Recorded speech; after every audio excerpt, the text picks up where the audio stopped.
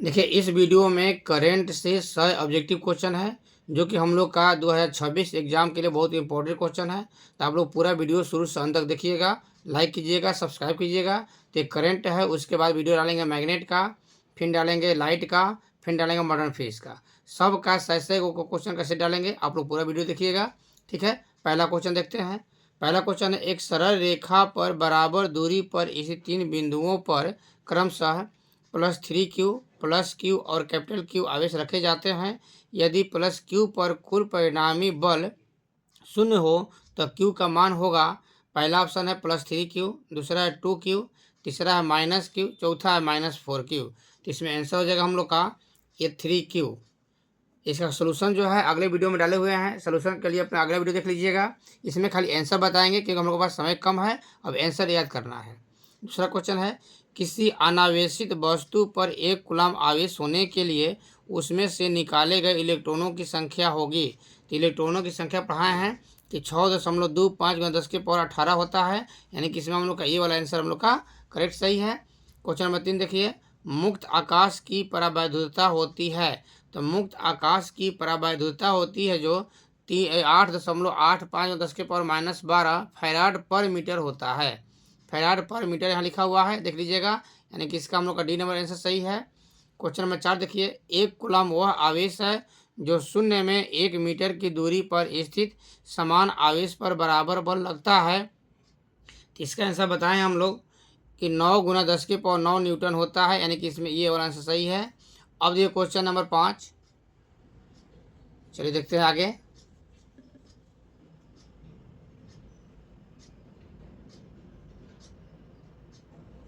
पांच क्वेश्चन कह रहा है, यदि 2 आवेशों के बीच की दूरी आधी कर दी जाए तो उनके बीच लगने वाला बल हो जाएगा। तो इसका आंसर हम लोग का हो जाएगा, देखो पहला ऑप्शन दिया 1/2, 1/4, 2 और 4। तो इसका आंसर हो जाएगा हम लोग का 4 गुना। क्वेश्चन नंबर 6 देखिए, निम्नलिखित में किस आवेश का अस्तित्व संभव नहीं है। तो इसका आंसर हम लोग का हो जाएगा 2.4 × 10⁻−19 कूलम्ब। इसका अस्तित्व जो है संभव नहीं है। अगला क्वेश्चन नंबर 7 हम लोग का है, परावैद्युतता का एसआई मात्रक होता है। तो परावैद्युतता का एसआई मात्रक जो होता है हम लोग का 7 नंबर क्वेश्चन में देखिए, तो कूलम्ब स्क्वायर पर न्यूटन पर मीटर स्क्वायर, ये वाला आंसर सही है। अगला क्वेश्चन 8 नंबर हम लोग का है, किसी परावैद्युतता का परिवृत्तांक यदि एप्सिलॉन आर हो और उनके निमग्न 2 बिंदु आवेशों के बीच क्रियाशील बल एफ हो तो परावैद्युत को हटा देने पर उन दोनों आवेशों के बीच क्रियाशील बल का मान हो जाएगा। तो इसका आंसर आपका हो जाएगा हम लोग का एप्सिलॉन आर एफ। 8वां क्वेश्चन हो गया। अब देखिए 9 और 10 क्वेश्चन, यहाँ पर 11 क्वेश्चन देखिएगा।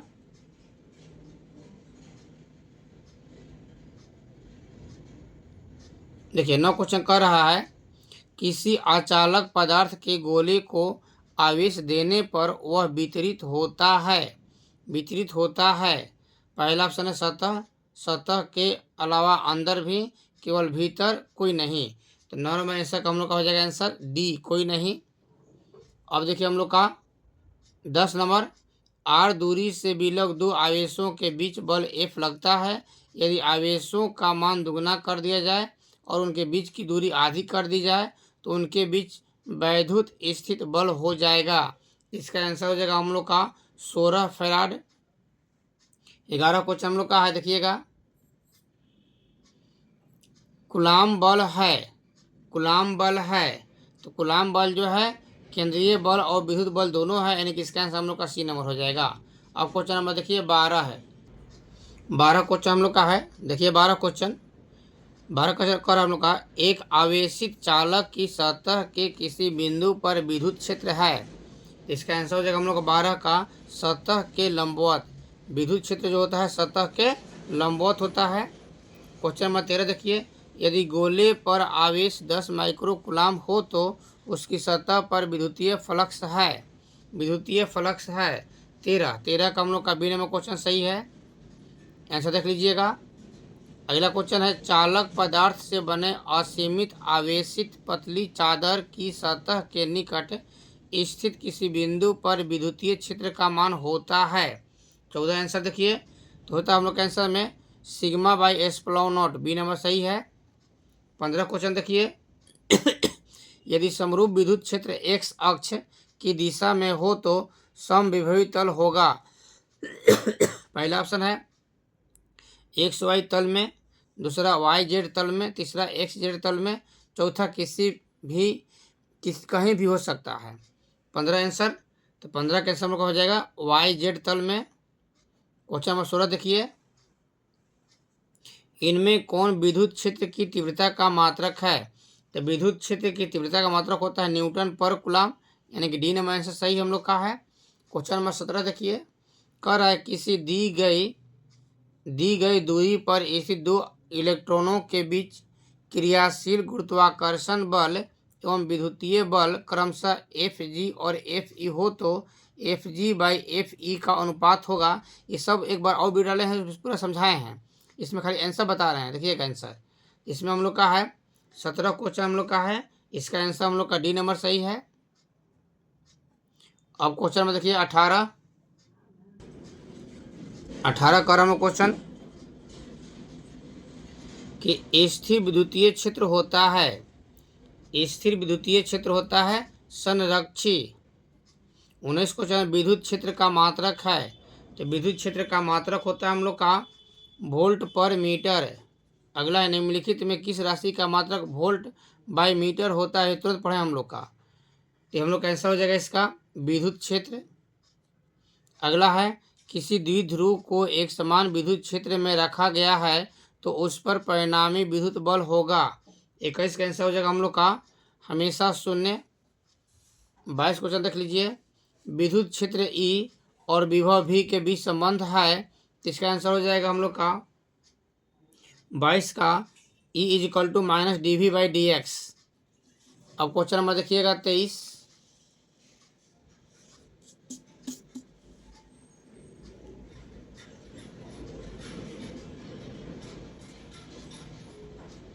देखिए 23 है 2 कूलम आवेश को एक बिंदु से दूसरे बिंदु तक ले जाने में 20 जूल कार्य की आवश्यकता होती है। इन दोनों बिंदुओं के बीच वोल्ट में विभवांतर है, जिसका 23 का आंसर हम लोग का हो जाएगा 10। अगला है दो प्लेटों के बीच विभवांतर 10⁵ वोल्ट है और उनके बीच की दूरी 4×10⁻³ मीटर है। इन प्लेटों के बीच स्थित एक इलेक्ट्रॉन इतना पर बल है, इसका आंसर हो जाएगा हम लोग का ये आंसर हम लोग का डी नंबर हो जाएगा ये। अगला है यदि दो सुचालक गोले अलग अलग आवेशित करने के बाद परस्पर जोड़ दिया जाए तो 25 क्वेश्चन हम लोग का है, इसका आंसर दोनों आवेश संरक्षित रहता है। अब चलते हैं क्वेश्चन नंबर 26 पर। 26 कह रहा है एक समान विद्युत क्षेत्र में स्वतंत्र रूप से निलंबित विद्युत द्विध्रुव की स्थितिज ऊर्जा का मान महत्तम होगा जब विद्युतीय द्विध्रुव आघूर्ण और विद्युत क्षेत्र के बीच का कोण है। 26 आंसर हम लोग का हो जाएगा पाई रेडियन, पाई मतलब 180। अगला है पी आघूर्ण वाला एक विद्युत द्विध्रुव ई तीव्रता वाले विद्युत क्षेत्र में रखा जाए तो उस पर लगने वाला बल टर्क होगा, यानी कि बल आघूर्ण होगा। टर्क मतलब बल आघूर्ण। 27 का हम लोग का हो जाएगा ए पी इंटू ई। ध्यान रखिएगा यदि एक छोटे विद्युत द्विध्रुव के अक्ष के केंद्र से r दूरी पर विद्युत क्षेत्र E1 हो और द्विध्रुव की लंब विभाजक रेखा पर 2r दूरी पर क्षेत्र की तीव्रता E2 हो तो ऑप्शन देखिए अपना 28 क्वेश्चन का आंसर हो जाएगा हम लोग का B number E2 is equal to minus E1/16 है। अब देखो क्वेश्चन नंबर 29। विद्युत क्षेत्र में किसी विद्युत द्विध्रुव को घुमाने में किया गया कार्य होगा, तो किया गया कार्य होगा 29 क्वेश्चन देखिएगा। 29 का हो जाएगा हम लोग का ये a number W is equal to P E into 1 - बहुत पूछा है क्वेश्चन ये भी यही है। अब देखो क्वेश्चन नंबर 30 ले आगे।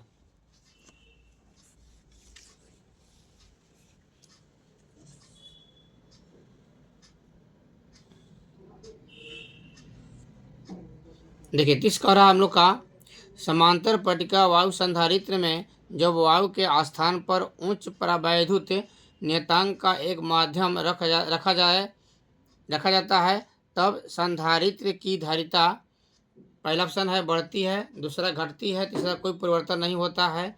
तो 30 का आंसर हो जाएगा हम लोग का ए बढ़ती है। 31 क्वेश्चन है, 3 संधारित्र जिनमें प्रत्येक की धारिता सी है श्रेणी क्रम में जोड़े हैं तो उनकी तुल्य धारिता होगी। तो 31 का आंसर हो जाएगा हम लोग का C/3, सी नंबर।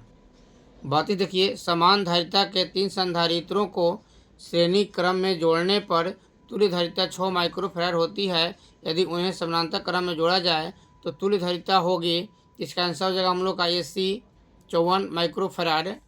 33 क्वेश्चन देखिएगा, 4 संधारित्र उपलब्ध हैं जिनमें प्रत्येक की धारिता 2 माइक्रोफैराड है। एक 8 माइक्रोफैराड का संधारित्र बनाने के लिए उन्हें जोड़ना चाहिए।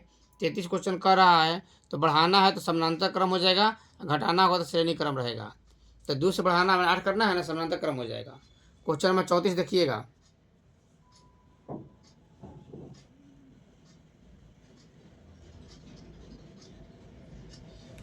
समान धारिता के n संधारित्रों को पहले समानांतर क्रम में और फिर श्रेणी क्रम में जोड़ा जाता है। दोनों अवस्थाओं में तुल्य धारिता का अनुपात होगा। इसका आंसर हो जाएगा हम लोग का 34 का BN² बनाए हैं। अगला वीडियो इसे डाले थे करंट का, उसमें इसको हल किए हैं, इसमें खाली आंसर बता रहे हैं, आप लोग देखिएगा दोबारा। एक समांतर पट्टिका संधारित्र की पट्टिकाओं के बीच अभ्रक की एक पतली प्लेट रख देने पर संधारित्र की धारिता 35 हम लोग का है। इसका आंसर हो जाएगा ए बढ़ जाती है। 36 है, किसी पदार्थ का परावैद्युत नियतांक हमेशा अधिक होता है। 36 क्वेश्चन 1 से अधिक होता है। अब चलते हैं क्वेश्चन नंबर 37 पर। 37 कह रहा है 1 माइक्रोफैराड। 37 क्वेश्चन, 1 माइक्रोफैराड धारिता के 2 संधारित्र समानांतर क्रम में जोड़े जाएं और उनको श्रेणी क्रम में 0.5 माइक्रोफैराड का एक तीसरा संधारित्र जोड़ दिया जाए तो परिणामी धारिता होगा।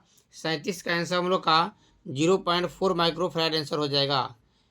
अगला है 50 माइक्रोफैराड धारिता वाला एक संधारित्र 10 वोल्ट विभव तक अनाविष्ट किया जाता है तो उसकी ऊर्जा होगा। 38 क्वेश्चन हम लोग का है, इसका आंसर हम लोग का ए नंबर हो जाएगा 2.5×10⁻³ जूल। वांडी ग्राफ जनित्र एक मशीन है जो उत्पन्न करता है। 39 का सी हो जाएगा। कई लाख वोल्ट का विभवांतर। 40 से 64 समरूप बूंदें जिनमें प्रत्येक की धारिता 5 माइक्रोफैराड है मिलकर एक बड़ा बूंद बनाते हैं। बड़े बूंद की धारिता होगी। 40 क्वेश्चन है हम लोग का 20 माइक्रोफैराड। 41 है, यदि 10 माइक्रोफैराड धारिता वाले संधारित्र को 5 वोल्ट तक आवेशित किया जाए तो उस पर का आवेश होगा। 41 क्वेश्चन हम लोग का है 5 × 10⁻⁻5 कूलम होगा। 42 है, 2 माइक्रोफैराड। देखिए क्वेश्चन नंबर 42,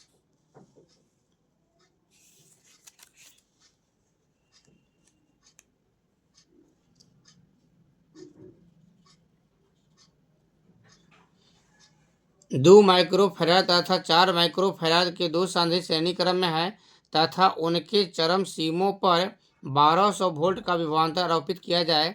2 माइक्रोफैराड वाले संधारित्र पर विभवांतर होगा, इसका आंसर हो जाएगा 800 वोल्ट। अगला है परावैद्युत सामर्थ्य का एसआई मात्रक है 43 का हो जाएगा हम लोग का वोल्ट पर मीटर। अगला है शुष्क वायु का सामान्य दाब पर परावैद्युत सामर्थ्य होता है 44 का आंसर हम लोग का है डी 3×10⁶ वोल्ट पर मीटर। अगला है प्रदर्शित परिपथ में ए तथा फिगर देख लीजिएगा, ए तथा बी, ये ए और बी है, बिंदुओं के बीच विभवांतर होगा तो इसका आंसर हो जाएगा हम लोग का 45 का डी 10 वोल्ट। क्वेश्चन में देखिए 46 सब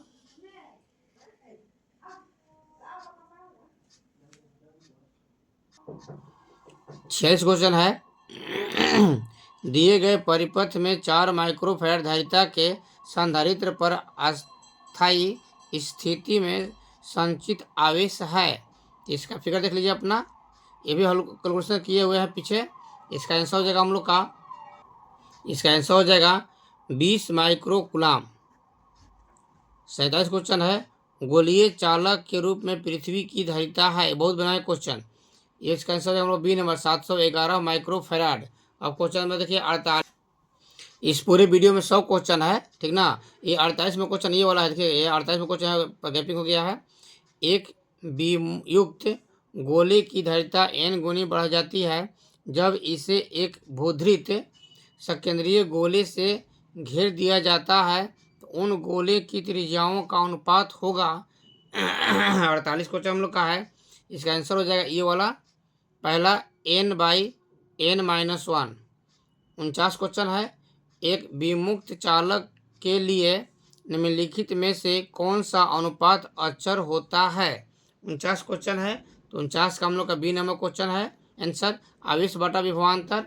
50 क्वेश्चन है, किसी चालक तार की लंबाई को खींचकर दुगना कर दिया जाए तो उनकी प्रतिरोध कितना गुना हो जाएगा।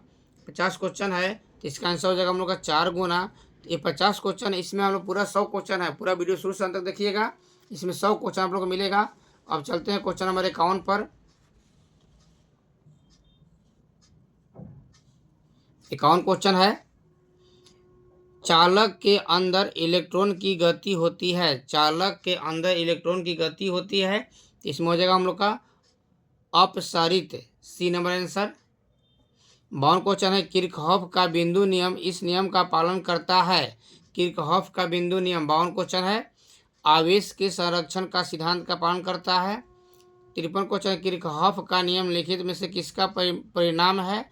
किरचॉफ का नियम किसका परिमाण है। 53 क्वेश्चन है, इसका आंसर हो जाएगा हम लोग का बी, विद्युत क्षेत्र का संरक्षित चरित्र।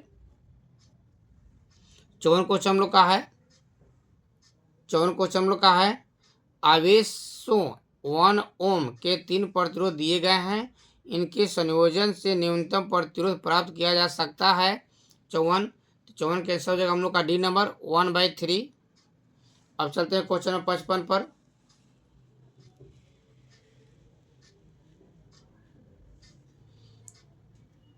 55 का क्वेश्चन, जब एक समविभवी क्षेत्र में इलेक्ट्रॉन एक स्थान से दूसरे स्थान पर जाता है तब कार्य।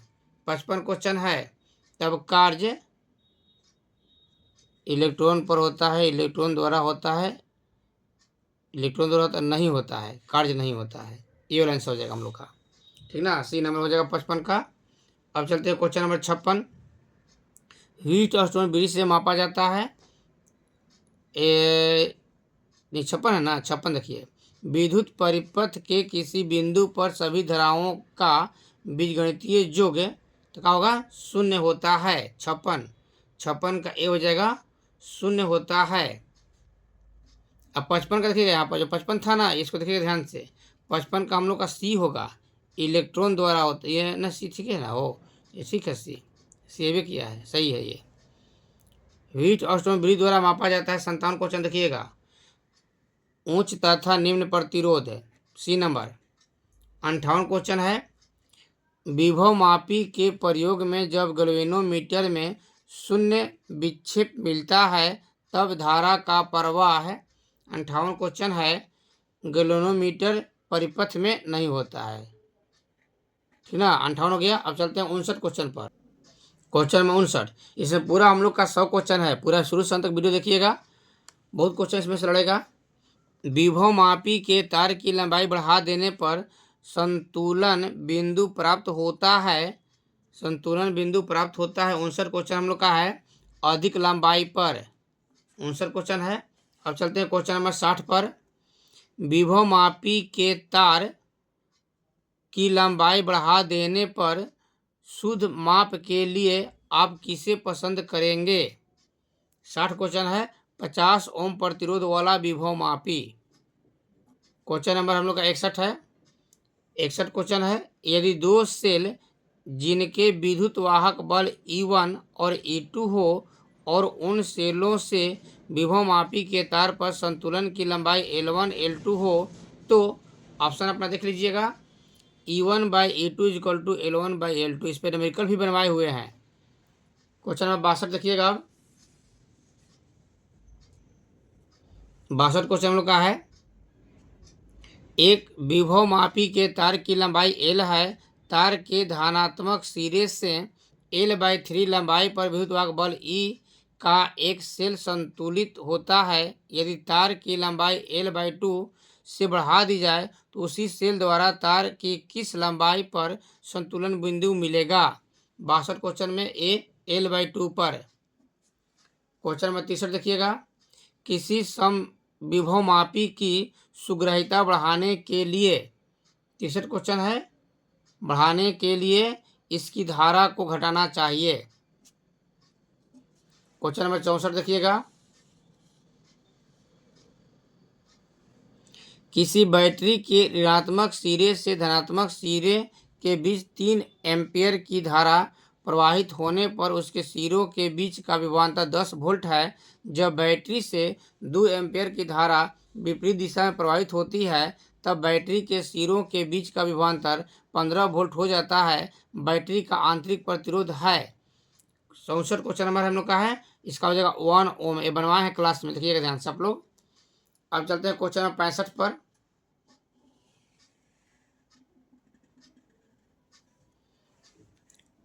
तांबे की एक तार तथा जर्मेनियम के तार को कवरे के तार से 80 केल्विन तक ठंडा किया जाता है तब प्रतिरोध 65 क्वेश्चन हम लोग का है, इसका आंसर हो जाएगा लंबे तार पर बढ़ेगा तथा जर्मेनियम के तार पर बढ़ेगा। क्वेश्चन नंबर सी हो जाएगा। क्वेश्चन 66 देखिएगा, किलोवाट आवर मात्रक है। तो किलोवाट आवर जो है ये मात्रक है ऊर्जा का। इलेक्ट्रॉन वोल्ट द्वारा मापा जाता है। इलेक्ट्रॉन वोल्ट द्वारा मापा जाता हम लोग का है ऊर्जा। 68 क्वेश्चन हम लोग का है, विद्युत वाहक बल की बीमा है I−1 m L² T−3। 69 question है, विद्युत परिपथ की शक्ति होती है V²/R। अब चलते क्वेश्चन नंबर 70। यदि 0.05 ओम के एक प्रतिरोध को 1 मीटर मेगा ओम प्रतिरोध के समानांतर क्रम में जोड़ दिया जाए तो उनकी तुल्यधारिता होगा। आंसर हम लोग का बी नंबर है। अगला है 71, एक सूखे सेल का विद्युत वाहक बल 1.5 वोल्ट है और आंतरिक प्रतिरोध 0.5 ओम है।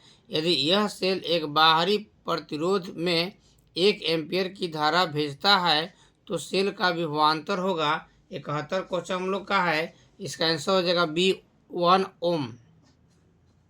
क्वेश्चन नंबर 72, एक तार में 1 माइक्रो एम्पियर धारा प्रवाहित होती है। यदि इलेक्ट्रॉन पर आवेश 1.6 × 10⁻⁻19 कूलाम हो तो प्रति सेकेंड तार से प्रवाहित इलेक्ट्रॉनों की संख्या है 72। तो 72 का आंसर हम लोग का हो जाएगा ए 0.0625 × 10⁻13। 73 क्वेश्चन हम लोग का है, 1 ओम प्रतिरोध वाले एक समरूप तार को 4 बराबर टुकड़ों में काटकर उन्हें समानांतर क्रम में जोड़ दिया जाए तो संयोजन का समतुल्य प्रतिरोध होगा। 73 क्वेश्चन हम लोग का है, इसका आंसर हो जाएगा हम लोग का डी 1/16 ओम। अब चलते हैं क्वेश्चन नंबर 74 से आगे।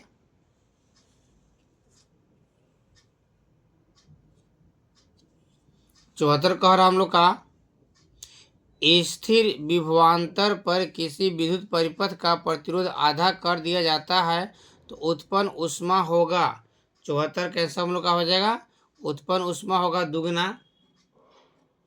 75 कह रहा है, धातु के एक समान एक तार के सिरे के बीच नियत विभव आरोपित किया जाता है, इसमें कुछ ऊष्मा उत्पन्न होती है, उत्पन्न ऊष्मा दुगनी होगी यदि 75 हम लोग का है तार की लंबाई और त्रिज्या दुगनी हो जाती है। क्वेश्चन 76, एम्पियर घंटा मात्रक है। 76 कह रहा है एम्पियर घंटा मात्रक है, तो ये हम लोग का है आवेश का।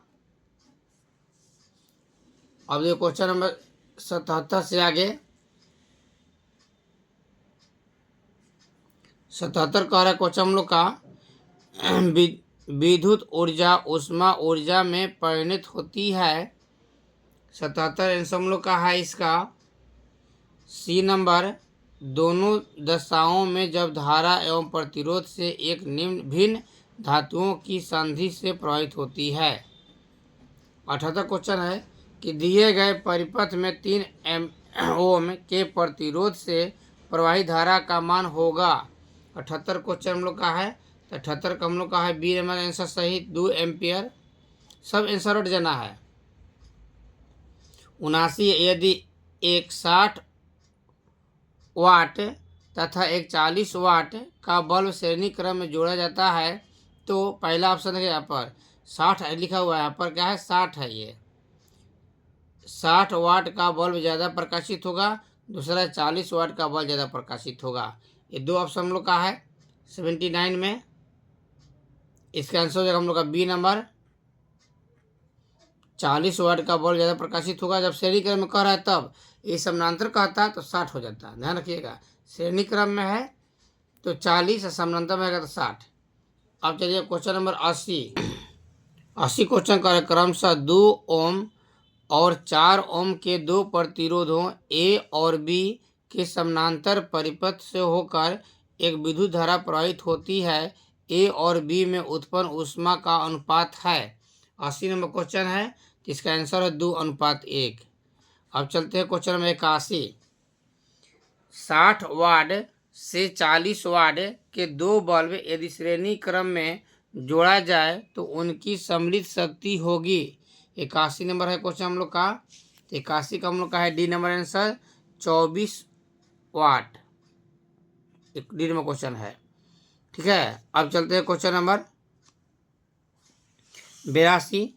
1.5 वोल्ट विद्युत वाहक बल्ब का कोई सेल सीधे 0.5 ओम के प्रतिरोध से जोड़ दिया जाता है। यदि परिपथ में 2 एम्पियर की धारा प्रवाहित होती है तो सेल का आंतरिक प्रतिरोध होगा। 82 का आंसर हम लोग का हो जाएगा ए नंबर 0.7 ओम। क्वेश्चन नंबर 83 क्वेश्चन कर रहा है 5 ओम प्रतिरोध के एक तार से जिसका विभवांतर 7 वोल्ट है 20 मिनट तक धारा प्रवाहित होती है तो उत्पन्न ऊष्मा होगा। 83 का आंसर हम लोग का हो जाएगा 2800 कैलोरी। 84 क्वेश्चन है किसी परिपथ का वह गुण जो विद्युत ऊर्जा को ऊष्मा में बदल देता है कहा जाता है। 84 क्वेश्चन हम लोग का है, ये हो जाएगा प्रतिरोध है। अब चलते हैं क्वेश्चन नंबर 85।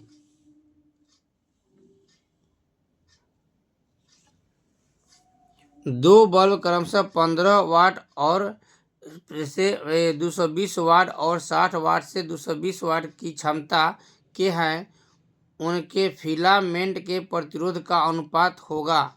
फिलामेंट के प्रतिरोध का अनुपात पूछ रहा है तो हो जाएगा हम लोग का 85 का बी नंबर 4:1। अगला है हम लोग का 86 क्वेश्चन। विशिष्ट प्रतिरोध का प्रतिरोधकता के बीमा है, तो प्रतिरोधकता का बीमा होता है हम लोग का ML/Q T−3 I/2। ये ए नंबर हो जाएगा। Question number 87। इलेक्ट्रॉन वोल्ट मात्रक है, इलेक्ट्रॉन वोल्ट मात्रक है तो हम लोग का ऊर्जा का हो जाएगा। क्वेश्चन नंबर 88 है विद्युत क्षेत्र ई का एसआई मात्रक है। 88 क्वेश्चन हम लोग का है, एसआई मात्रक है वोल्ट पर मीटर। अब चलिए क्वेश्चन नंबर 89। स्थिर विद्युत बल होता है। 89 क्वेश्चन है, बहुत पूछा हुआ है।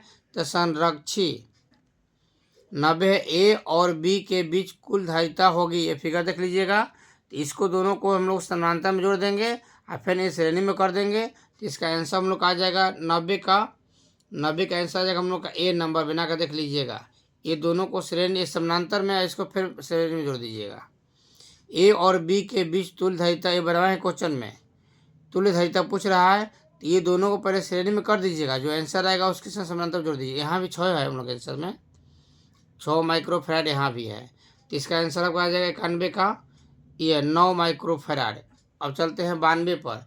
पूरा हम लोग का 100 क्वेश्चन इसमें है, पूरा इसमें 100 क्वेश्चन है, ठीक ना। अब चलते हैं हम लोग, देखिए यहाँ पर क्वेश्चन है 92।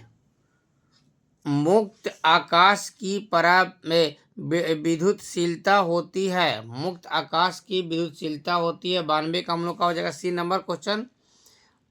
8.85 फैराड पर मीटर। 93 क्वेश्चन में लिखित में किसका मात्रक वोल्ट पर मीटर होता है। 93 हम लोग का है तो विद्युत क्षेत्र का होता है। 94 क्वेश्चन हम लोग का है एक गोलीय चालक की धारिता 1 माइक्रोफैराड है, उनकी त्रिज्या होगी हम लोग का 94 क्वेश्चन नंबर है। इसका हो जाएगा आंसर हम लोग का C 9 किलोमीटर। चलते हैं 95 पर। कितना जूल 1 इकाई विद्युत धारा के बराबर होता है। 95 तो 95 हो जाएगा हम लोग का डी नंबर 3.6 × 10⁻6 हो जाएगा। अब चलते हैं 97 पर। विद्युतीय परिपथ के किसी बिंदु पर सभी धाराओं का बीजगणितीय योग होता है। 97 तो 0 होता है। अब चलते हैं 98, 99, 100 3 क्वेश्चन रह गया है। आप लोग पूरा वीडियो देख लीजिए। अगर अच्छा लगे तो लाइक सब्सक्राइब कीजिएगा, तो आपके मोबाइल पर फिर मैग्नेट का, लाइट का और मॉडर्न फिजिक्स का 6 क्वेश्चन जाएगा। आप लोग पूरा आंसर रट दीजिएगा, इससे बेसिक एग्जाम में क्वेश्चन नहीं आएगा। तब चलते हैं हम लोग 98। किरचॉफ का धारा का नियम किस राशि के संरक्षण का परिणाम स्वरूप है। 98 तो 98 को हो जाएगा हम लोग का आवेश। 99 विद्युत संबंधी किरचॉफ का द्वितीय नियम संबंध रखता है। 99 को हो जाएगा हम लोग सी ऊर्जा संरक्षण का। अब चलते हैं अंतिम 100 नंबर क्वेश्चन। 10 एम्पियर की धारा एक तार से 10 सेकंड तक प्रवाहित होती है। यदि तार का विभवांतर 15 वोल्ट हो तो किया गया कार्य होगा। 100 का हम लोग का हो जाएगा सी 1500 जूल। इस तरह से इस वीडियो में 100 को हम लोग का ये MCQ हो गया। पूरा वीडियो देख लीजिएगा। अब इसी वीडियो में हम लोग का शॉर्ट क्वेश्चन और लॉन्ग क्वेश्चन डाल रहे हैं। तो करेंट से 20 को शॉर्ट क्वेश्चन रहेगा और 6 को लॉन्ग क्वेश्चन रहेगा। उसका आंसर आप लोग कर लीजिएगा। तो चलते हैं अब शॉर्ट क्वेश्चन पर। देखिए अब शॉर्ट क्वेश्चन हम लोग का है। तो शॉर्ट क्वेश्चन इसमें करेंट से 20 क्वेश्चन है, उसमें से क्वेश्चन रहेगा। आप लोग पूरा का आंसर तैयार कर लीजिएगा। पहला है विद्युत आवेश क्या है, इसके 2 गुणों को लिखें। दूसरा क्वेश्चन है 2 विद्युत रेखाएं, क्षेत्र रेखाएं क्यों एक दूसरे को काट नहीं सकती है। क्या 2 समविभवी तल सतह काट सकती है। तीसरा क्वेश्चन है आवेश के क्वांटीकरण से आप क्या समझते हैं। चौथा क्वेश्चन है कूलाम का नियम क्या है, स्पष्ट करें एवं इसका सीमाएं लिखें। पांचवा है वायुमंडल विद्युत उदासीन नहीं होता है क्यों। 6 क्वेश्चन है विद्युतीय द्विध्रुव पर क्रियाशील बल आघूर्ण का व्यंजक प्राप्त करें। 7 क्वेश्चन विद्युत क्षेत्र के लिए अध्यारोपण का सिद्धांत क्या है। 8 क्वेश्चन विद्युतीय फ्लक्स क्या है, इसके ऐसे ही मात्रा का बीमा लिखें। 9 सिद्ध करें कि गोलीय चालक की धारिता उसकी त्रिज्या के समानुपाती होता है। 10 क्वेश्चन है वांडी ग्राफ जनित्र में बेल्ट विद्युत रोधी पदार्थ का बना होता है क्यों। अब आगे देखिए 10 से आगे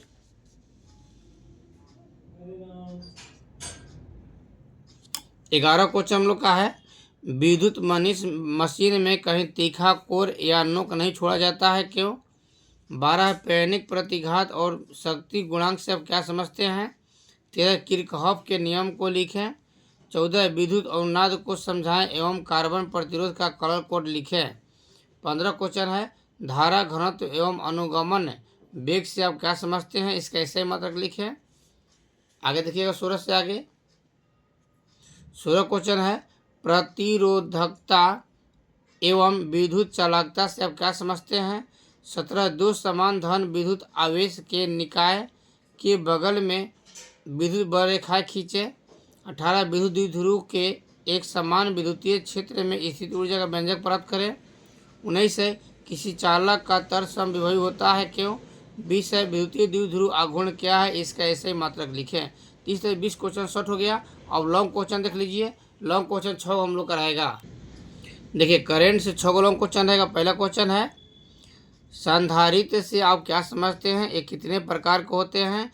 समांतर प्लेट संधारित्र की धारिता का व्यंजक प्राप्त करें। दूसरा क्वेश्चन है कि गॉस के प्रमेय को लिखें एवं इसके मदद से किसी आवेशित गोलीय चालक, तो गोलीय चालक हटा दीजिएगा, यहाँ पर गोलीय चालक की जगह पर हम लोग बेलनाकार चालक कर लीजिएगा। बेलनाकार चालक, ठीक ना, गोलीय चालक हटाकर बेलनाकार चालक किस है के कारण किसी बिंदु पर विद्युत तीव्रता का व्यंजक प्राप्त करें। अगला है विद्युतीय द्विध्रुव के कारण किसी बिंदु पर विद्युत तीव्रता और विद्युत विभव।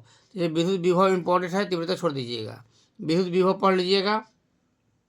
अगला हम लोग चौथा है धारिता से आप क्या समझते हैं। श्रेणीबद्ध एवं समानांतर भर धारिताओं का समतुल्य धारिता के लिए व्यंजक प्राप्त करें। उसका क्वेश्चन है 5 नंबर, 5 और 6 देखिए दोनों। 5 क्वेश्चन है वांडी ग्राफ जनित्र का सचित्र वर्णन करें। 6 क्वेश्चन है विद्युत वाहक बल एवं विभवांतर से आप क्या समझते, अंतर स्पष्ट करना है। विद्युत वाहक बल एवं विभवांतर में अंतर स्पष्ट करें। सेलों का श्रेणी क्रम समूहन तथा समानांतर क्रम समूहन में प्रवाही धारा के लिए व्यंजक प्राप्त करें तथा यह कब लाभदायक होता है। अब इसी का अथवा में है कि गॉस के प्रमेय को सिद्ध करें एवं इनके आधार पर किसी अनंत लंबाई के लिए सीधे तार द्वारा जिसका रैखिक घनत्व लैम्डा है उत्पन्न विद्युत क्षेत्र के लिए व्यंजक प्राप्त करें, ठीक ना। तो ये हम लोग का हो जाएगा 6 लॉन्ग क्वेश्चन है। ये पूरा वीडियो शुरू से अंत तक देख लीजिएगा। तो इसमें से करंट से अधिक क्वेश्चन हम लोग पढ़ेगा। अब कल का जो वीडियो डालेंगे उसमें डालेंगे मैग्नेट से। आप लोग लाइक कीजिए, सब्सक्राइब कीजिए, दोस्तों में शेयर कीजिए, तो आप भी पढ़िएगा और भी पढ़िएगा। अगर सब्सक्राइब कीजिएगा तो अगला मैग्नेट आपके जगह पर बहुत जल्दी आ जाएगा। ठीक है, धन्यवाद। अगले वीडियो में फिर मिलते हैं।